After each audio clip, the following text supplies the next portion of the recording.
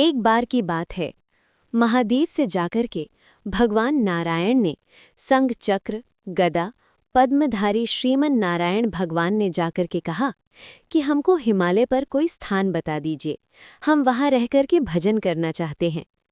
तो महादेव तो भगवान से बहुत प्रेम करते हैं। महादेव बोले, कोई तप वप नहीं करना आपको, तप करने के लिए हम बैठे हैं, तप करने के लिए इतने सारे ऋषिजन सब हैं। आप तो प्रेम से विराजो बैकुंठ में, आप तप करेंगे हमको स्वीकार नहीं। महादेव ने मना किया, आप तप नहीं करेंगे, आप तो ऐसे ही बैठे रहो।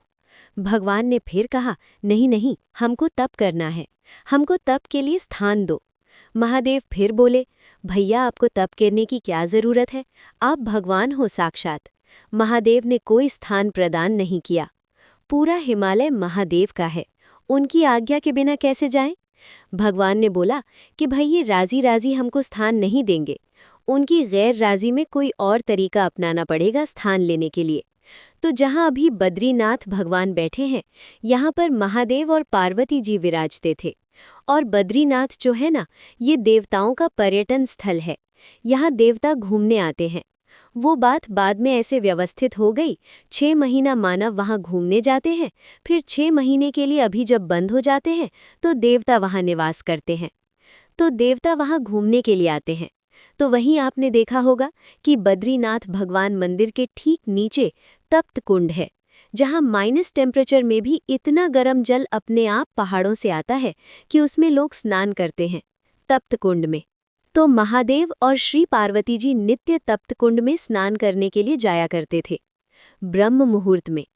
एक दिन महादेव और पार्वती जी दोनों गए तप्त कुंड में स्नान करने, तभी देखा कि नन्हा सा बालक तप्त कुंड के बगल में सोया है।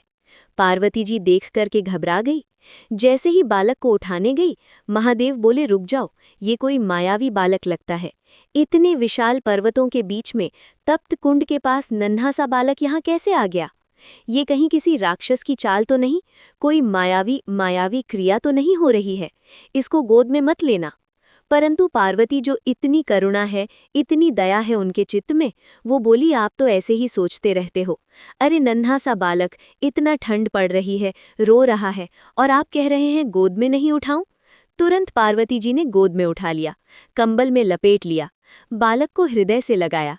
अरे इतनी रात्रि, इतना ठंड पड़ रही है और ये बालक ऐसे उघारा सा बैठा है। महादेव बोले, हमको समझ नहीं आ रहा है, लग रहा है कोई तो गड़बड़ी है।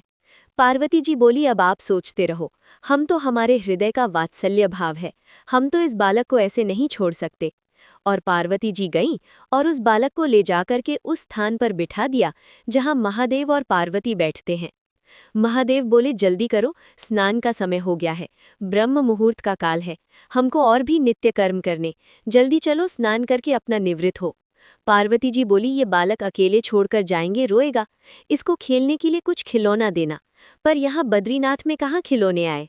तभी वहाँ बेर का वृक्ष है, बेर को ही संस्कृत में बद्री कहते हैं, बद्री फल। वो बेर के वृक्ष से कुछ बद्री फल तोड़ के उस बालक के पास रख दिए और उनको गेंद समझ करके वो बालक खेलने लगा। पार्वती जी बोली, अब ये बालक जब तक इन गेंद से खेल रहा, हम स्नान कराते हैं। जैसे ही महादेव पार्वती जी के साथ गए, तप्त कुंड में स्नान आदि किया, अपना नित्य कर्म नियम करके जैसे ही लौट करके आए, तो उस स्थान का द्वार, मुख्य द्वार बंद था। खूब प्रयास करने पर भी वो द्वार जब नहीं खुला, महादेव ने क्रोध में भर के जैसे ही उस द्वार को देखा, द्वार खुल गया। वो बालक तो वहां नहीं था, वही बालक शंख चक्र गदा पद्मधारी श्रीमन नारायण के रूप में तपस्वी की अवस्था में सामने बैठ गया। महादेव ने जाकर के कहा, हमने पहले ही कहा था, ये कोई मायावी बालक है, ये कोई सामान्य बालक नहीं। लेकिन महादेव के नेत्रों में आंसू आ गए और प्रणाम करते हुए कहा, श्रीमन नारायण, आपको क्या आवश्यकता है तप करने की? आप क्यों तप कर रहे हो? इतना हठ क्यों कर रहे हैं आप तप के लिए? ऐसा किस चीज़ की प्राप्ति के लिए, किस भाव की प्राप्ति के लिए आपको तप करना है? तब भगवान नारायण जो बात कहते हैं वो ध्यान से सुनिएगा। भगवान कहते हैं, महादेव, कर्म की पत्नी का नाम है तपस्या।